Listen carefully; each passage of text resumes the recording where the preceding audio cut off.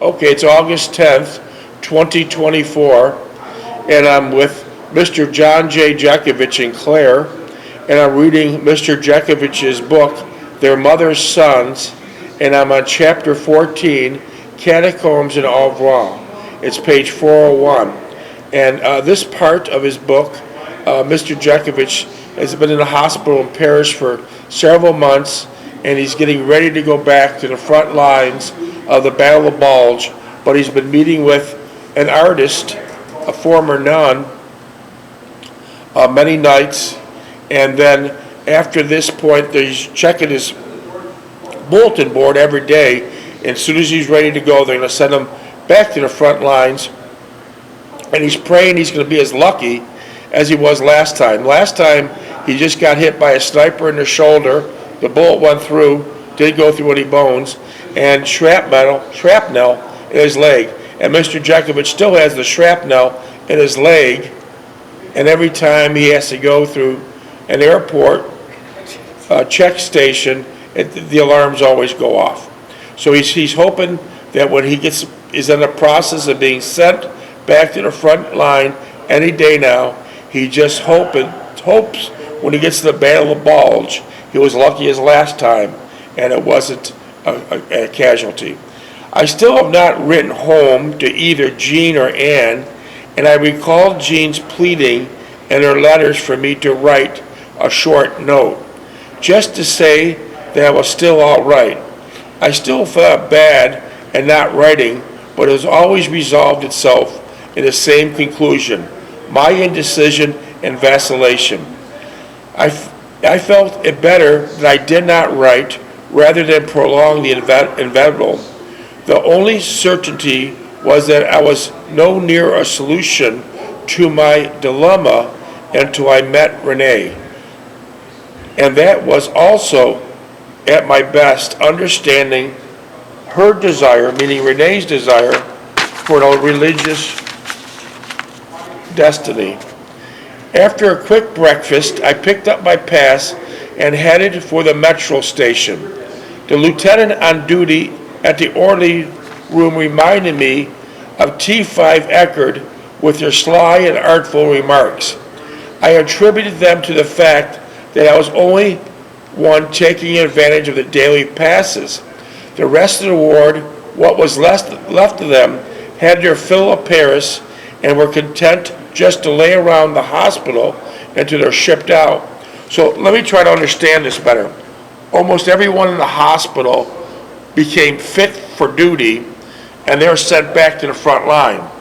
You and a few other men are just waiting for your orders to go back, but all the other men in the hospital didn't want to go to Paris anymore. They were bored with Paris, and out of all of them, you're the only one that kept on going to Paris every night. Is that correct?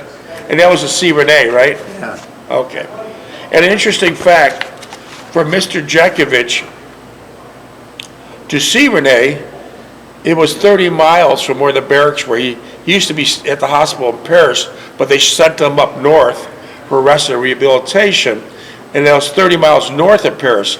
So for order for him to see Renee every night, he'd have to take a bus to the train station, a train station to Paris, and then a taxi to Renee's house. Yeah. So you really want to see Renee.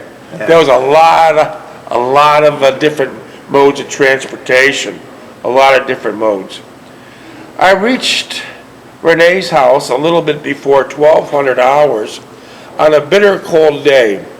I had worn my wool knit sweater under my field jacket and reminded myself to take it when I left Renee. Renee answered to take it off when I left with Renee. Renee answered the door immediately, and she greeted me with a cheerful bonjour. One second. I could see that she was dressed exquisitely and looked radiant and enticing. She led me into the parlor, which was pleasantly warm from the roaring fire in the fireplace. I quickly took off my jacket and sweater, and Renee sat next to me.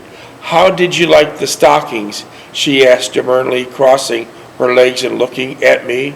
I glanced down at her crossed legs and her high heels, accenting them. They're beautiful. They're beautiful legs, not the stockings, I remarked. So we were even a bit of humor back then, too. She laughed, reached over, kissed me and sighed. Thank you for them. She asked if I had eaten, and I informed her that I had an early breakfast, but surely would want something later. She smiled and said she prepared something for later. She got up and walked over to the cabinet sitting in the corner of the room. She got up and walked over to the cabinet sitting in the corner of the room and opened one of the several drawers. She came back with what appeared to be a photo album and sat next to me. Her perfume and fragrance of her body was wonderful, and I wanted, okay, not that. Okay. Opening the album, she commenced to describe the photos of the two open pages. They were of her at the time she was in resistance. She was wearing baggy pants, thrust into high-top boots, and around her slender waist was a cartridge belt. She was holding what it looked like a 30-06, was it? Yeah. See, for those who didn't read the chapter before, Renee was a nun, a cloistered nun, and she was a wonderful Roman Catholic nun. But what happened during that time was the Germans occupied Paris, and the Germans brutally killed her mother, her father, and her two brothers. So at that time, Renee had second doubts of her faith. And even the Pope has, at times, second doubts of his faith. They question your faith when something happens. It's just the way it is. And so she left the monastery, and she went back to Paris, and she joined the French resistance. And that was later, as time went on, that was the death of Renee by being in the French resistance. A horrible death she let her succumb to. She was wearing baggy pants, thrust into high-top boots, and around her slender waist was a cartridge belt. She was holding what looked like an old 03 30-06 rifle. I asked her rather impulsively if she ever fired a rifle. She said, of course, many times. I retorted, did you hit anything? With that, she became grave and flipped the page. It was a picture of her in the Catacombs in the very room we're in yesterday. She was seated at the table and operating the field switchboard. She looked younger but still displayed exuberance and great beauty. Renee also was an accomplished artist, and the way she was gathering information about the Germans that were occupying Paris, she had an art studio, and all these SS guys, they have huge egos. They're narcissistic pigs, basically. And they would come in, and Renee would do a beautiful portrait of them, and at the same time, Renee is seeking information from them. When you were at Renee's house, Mr. Jeckovich, how many SS portraits did you see? There then?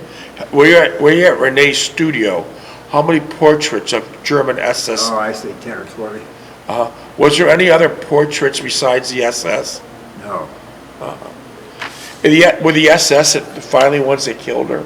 Well, that's the one. It's the only ones that went to her.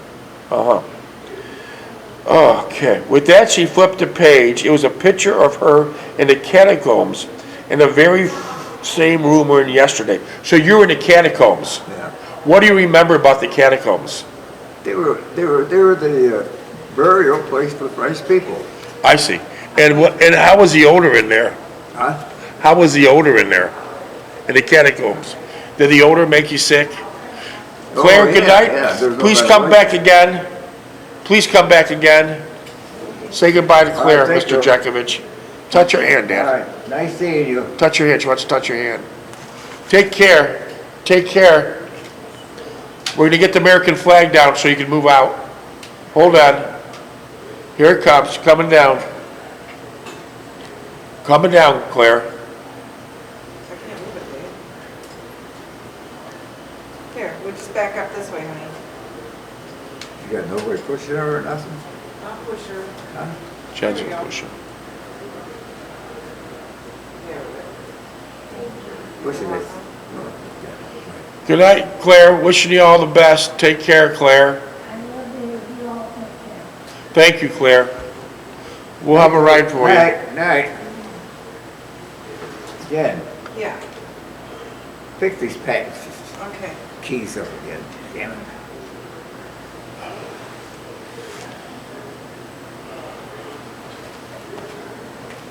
Here we go. Are you gonna push her down? I might, yeah, let me just get this shot ready, because it's totally off. I know.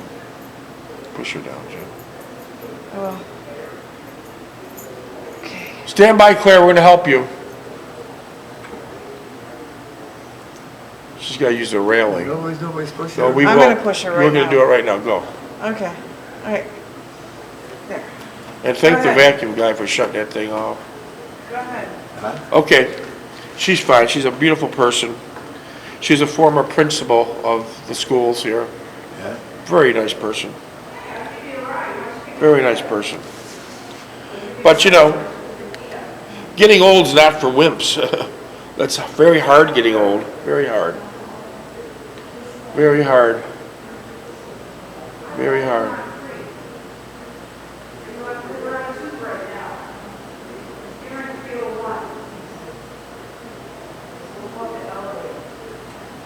I give her credit for finding her way here.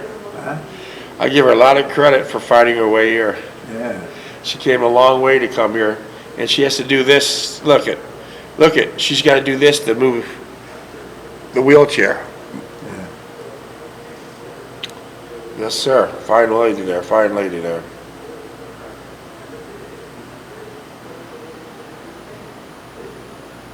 Well, she stayed up here somewhere, huh? Yeah, someone's around here. I don't know where yet. Yeah, but she's all alone.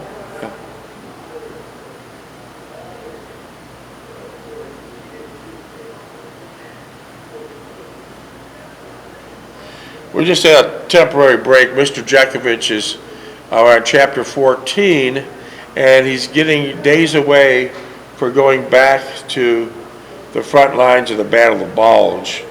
Many text messages came in, and I respond to all of them, and they're primarily about Mr. Jeckovich's longevity. He's knocking on the door of 100, and we basically said in the text messages that Mr. Jeckovich never smoked, never drank, never took prescriptions of any type, shape, or form, and he jogged for 80 years. He jogged for 80 years. When you jog for 80 years, what got you interested in jogging? What started all this? But started, I read a book on it, James Johnson. And we both realized that your knees gave out because of jogging, but as a result, everything else works fine. Yeah. You got perfect eyes, you can read the newspaper, you can read the smallest print of any legal letter. Great health, your knees gave out. And what a lot of people don't realize, once your knees give out, then you're restricted to a wheelchair. And in many cases, you need help. You need lots of help. And because you need help with bathrooms and showers and changing clothes, everything. And that's a big job. And Mr. Jeckovich is doing quite well. See, so that was the secret to his longevity, but many people don't understand how expensive it is getting old. Very, very expensive. You're basically a human cash register. Like many people getting ready to retire now, they'll say, well, my house is paid for, and I have $1 million in the bank, and I say, I wouldn't want to be you. I wouldn't want to be you, because what you'll do is you'll outlive your money if you plan on living long. You'll outlive your money. And give you an example of something, I didn't realize this, but I found out in a hurry. Giving an example, if you have a halfway decent assisted living, and that's going to be running 11,000 to 15,000 a month, and there's always lots of extras, and you still have to buy up all the other things you did for your house. Or if you decided, to give you an idea, these are young people, I want the young people to understand this, it'll probably be much more, it's 2024 now, but probably be much more when they're ready to retire. If your knees give out, and then you're at the mercy of people taking you to the bathroom, shower, putting you to bed, etc. It's a big job. And so if you plan on staying home, you would need two people, two assistant nurses, and what they would do is that one person can't do all this. You need 2 minutes. 14. One person couldn't do this, so you need two around the clock, and that's not cheap. It'll be knocking on the door of about $40,000 a month. So getting back to the example, if you're retiring and you have your house free and clear and you got $1 million in the bank, you will outlive your money. It'll be gone quickly. It'll be gone quickly. And don't be under the illusionary notion, that your kids are gonna take care of you. Because most kids, what they do is they find out how much time is involved and how much money's involved, and they like rats abandoning a ship. Right. Like rats abandoning a sinking ship. So you have to. This is for young people to start deciding what they're going to do now, because getting old is not for wimps. You want a drink, Mr. Jeckovich? You want a drink? No, I'm good, You want a candy? No, I have no candy, no. How many minutes? 13. 13. I'm going to read the rest of the chapter. We only have 13 minutes. Is that fine with you? No, Do you want to read some, or you want me to read? Go ahead.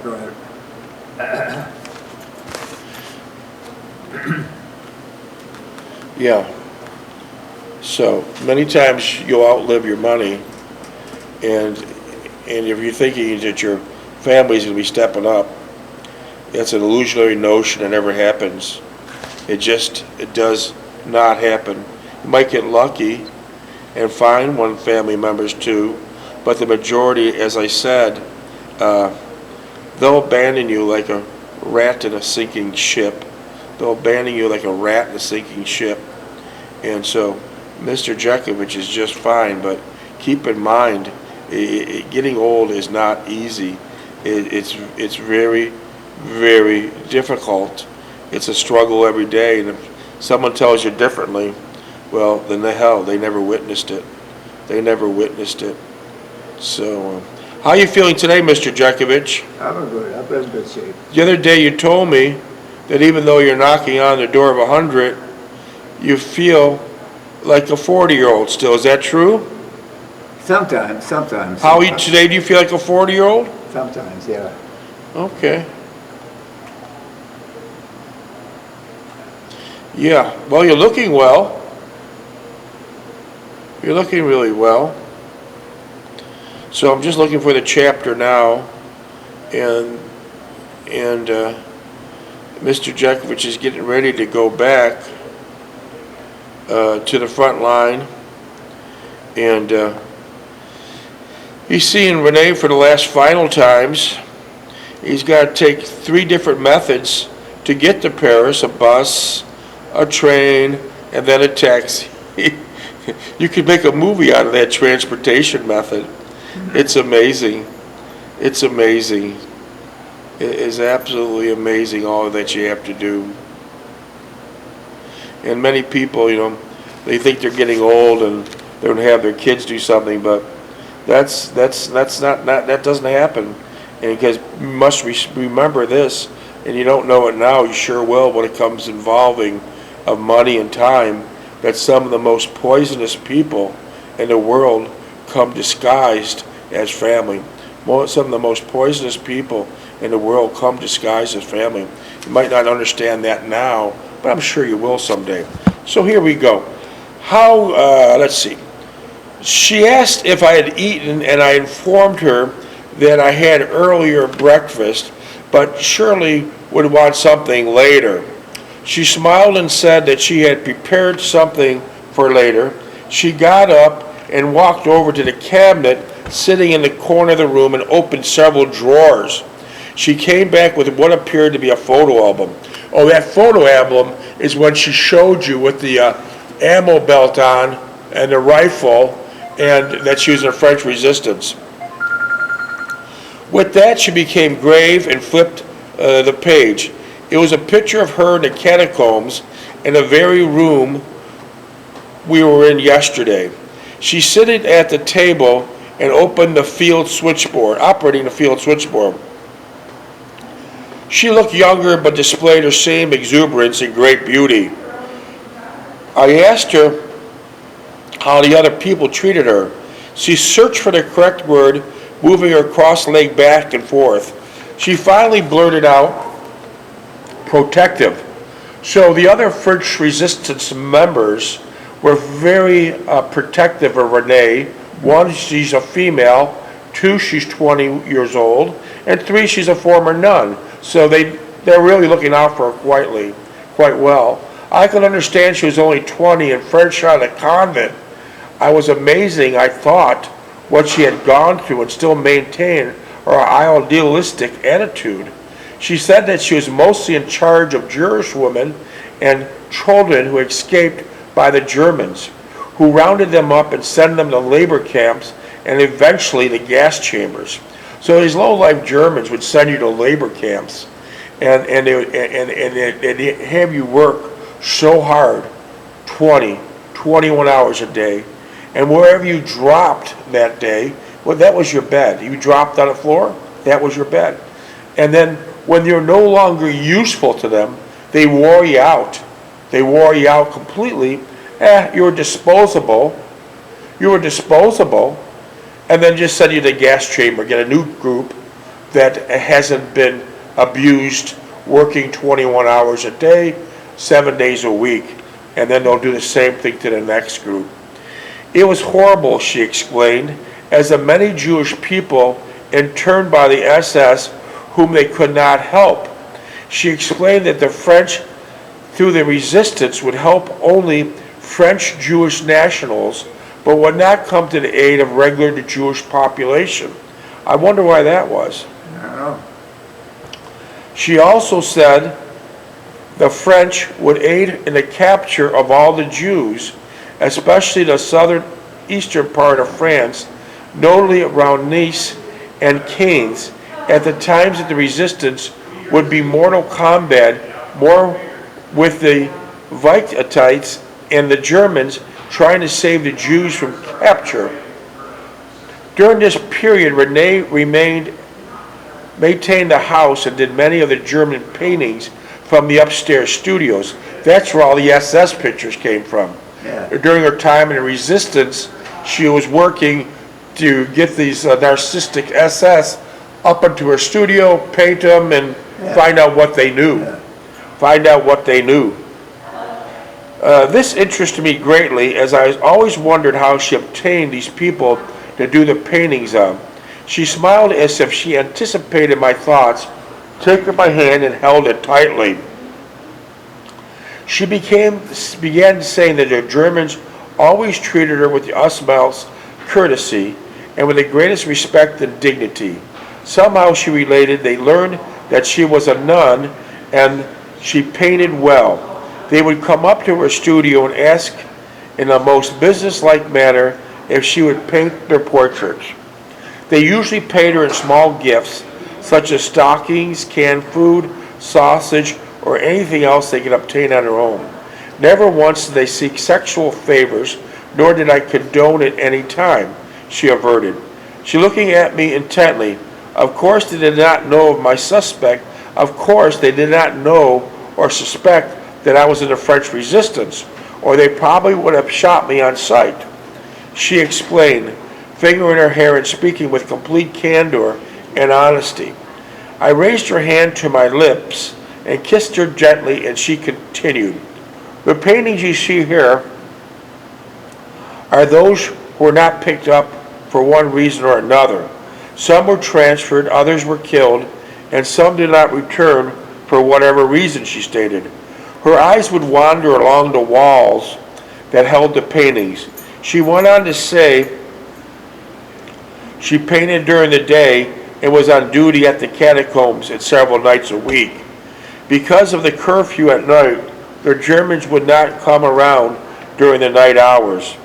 She would monitor the radio frequency and go out and bring in a truckload of Jews and hide them until they could be evacuated. She mentioned that there has a hidden entrance or an exit to the tunnels that brought her to the backyard, and this is how she escaped detection from the Germans. Anyone out of curfew would be shot, and the Germans enforced it methodically. So when the Germans occupied Paris, and there was that curfew, if you're out, you were shot. Yeah. No questions asked. No questions asked. I interrupted and explained, my God, you were in the war just as fierce and devastating as the war I am in now. She smiled and shrugged out her shoulders and said it was nothing. After all, this is my country, she interjected. They did kill my entire family. They did kill my entire family. Renee went on to say how bitter and revengeful she became at the convent after the death of her two brothers. The Mother Superior would have her in her chamber nightly in an attempt to speak to her, but to no avail. When she came back to her empty house, the feelings of despair and suffering were not alleviated, but only became worse. So when she left the convent and she came back to her house, and her mother and father were brutally killed, and her two brothers, she did not calm down at all. She became worse. It was only when the night she discovered several French men aiding an elderly Jewish couple that she learned of the resistance. So she learned by the resistance actually by accident, and then became a member. Minutes? 2, 3. She quickly embraced their cause and became part of them. It was then that she felt vindicated and redemption from her pain and remorse. By now, Renee was visibly shaking and took in my arms, and I held her. Do you think I'm terrible? She whispered, holding me tightly. I said nothing, but continued holding her and kissed her softly on her dampened cheek. We had been talking for several hours as it was dark outside, and the only light was from the room coming from the dying embers in the fireplace. This segment's winding down about in a minute or so. I'll let you talk about the French resistance at the final minute we have here. Yeah, How many seconds? 2 minutes. Okay, do you want to talk about Renee and the Catacombs and the French resistance, or anything you want to elaborate on this book? Yeah, elaborate on that book, yeah. Anything you want to elaborate on this chapter about Renee? Yeah. What was the French resistance like? What was the French resistance like? French resistance, it was visible for people who read it. And the other people that knew about it, they gave a lot of credit, a lot of credit, a lot of support. What did they do? What exactly did they do? Where they fed them and they protected them when they were in hiding and something. They put them up in the attic or down in the cellar someplace. Did many of the French resistance get killed by the Germans? Oh yeah, if they found them, yeah. There was no trial. They knew you're in the French resistance. You're shot on sight. Yeah. How did Renee's end come? On her income, Yeah. they found out she was an informer and they took her out and shot her out in the woods, remember? And that was it. That was it. And the same people, the same Nazis, shot and killed her mother and father Yeah. and her brothers. You think her mother and father and her two brothers were the French resistance? Oh yeah, certainly they were, sure. And you really can't blame them. I mean, the Germans invaded their city, Paris, and what else you got left? You fight tooth and nail. Then they start killing their relatives. And was it primarily the Americans that ran the Germans out of Paris? Oh yeah. What about the Canadians? What? What about the Canadians? Did the Canadians run out the Germans? Canadians were in a different sector. We never see the Canadians. We never see the Canadians. They were someplace else. How about the British soldiers? British, Yeah. same way. So if it wasn't for the Americans, Paris was liberated strictly by the Americans. Well, we don't